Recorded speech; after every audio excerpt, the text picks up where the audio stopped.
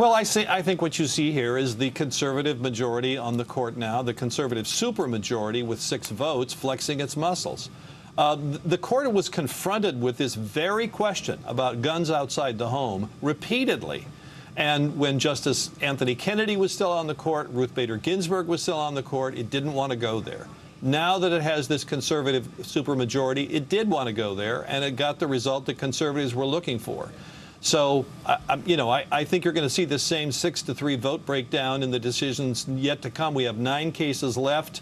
We're going to get decisions again tomorrow. We'll get decisions probably Monday, maybe more days next week, and maybe into July. I think you'll see this same 6-3 pattern on these big cases. Pete Williams, thank you so much for being with us, Pete. I know this was a big day. Appreciate it.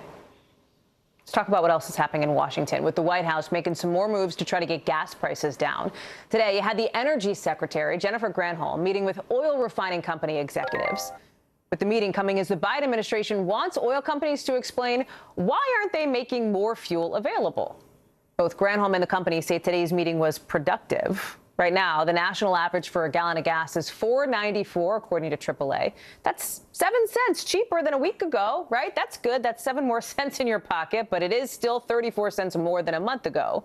And a year ago, you were paying only $3.07. NBC's Josh Letterman joins me now from the White House. And Josh, we've heard now from both sides about how this meeting went. The Energy Department says that the secretary reiterated the president's call for them to do more to make sure their companies are passing savings on.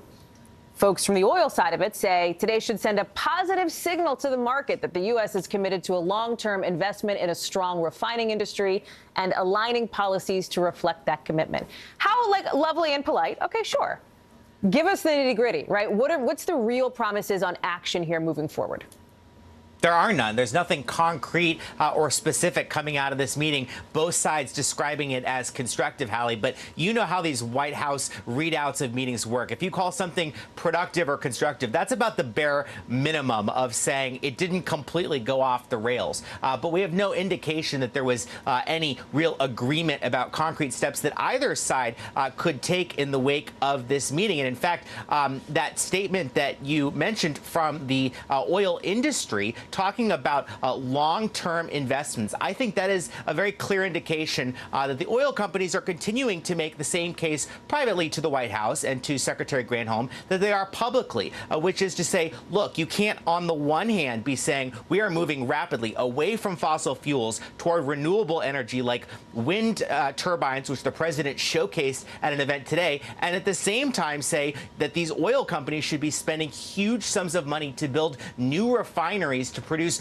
more oil, when the White House is saying in the same breath they don't want Americans to be buying that oil in the medium to long term. And so there's a fundamental disagreement here between the two sides about how to solve this problem, and we don't seem to be any closer to a resolution to that.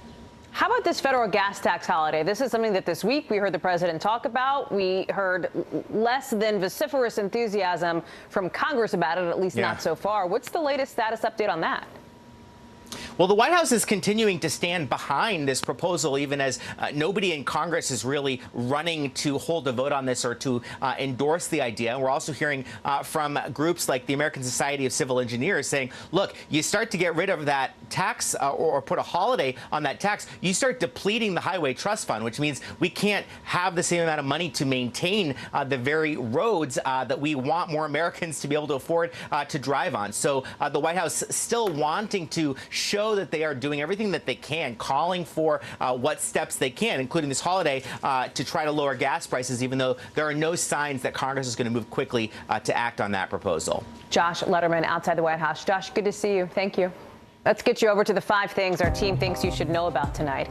Number 1, help is starting to arrive in Afghanistan after that powerful earthquake killed at least 1,000 people so far, absolutely destroyed some villages.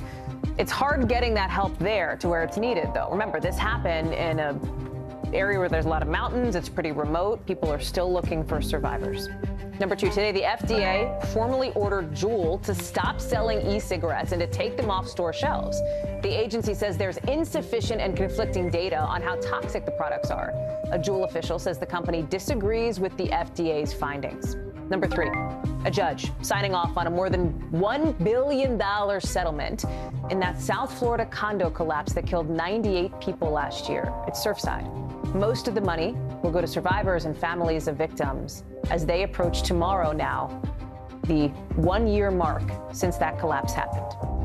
Number 4, pretty scary moment for a swimmer at the World Aquatics Championships in Budapest. Artistic swimmer Anita Alvarez, representing the U.S., appeared to faint in the water. She fainted. She started sinking to the bottom of the pool after her routine. Look at this. Her coach, fully clothed, by the way, dives in to rescue her. It was an unbelievable moment. Alvarez's coach says she's now doing okay, which is great. Number 5. Arch Manning, Eli and Peyton Manning's nephew, has announced his college plans. The quarterback committing to the University of Texas, as speculated about. He's the top recruit in the class of 2023. If you're wondering when you might see him in the NFL, he's not going to be eligible for the draft until 2026, but you know a lot of people will be looking at any QB with the last name Manning. Still to come. Title IX transformed sports for women and girls. And now, 50 years to the day since it became law, there's a fight over whether its protections should extend to transgender women and girls. I spoke with folks about this in a story we go in depth for coming up next.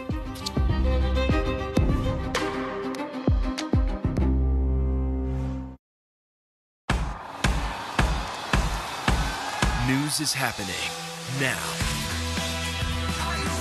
Look at what's making headlines around the world. Right now on Morning News Now. We're coming on the air with breaking news. And this is a significant moment. Whenever it happens, wherever you are, NBC News, streaming free now.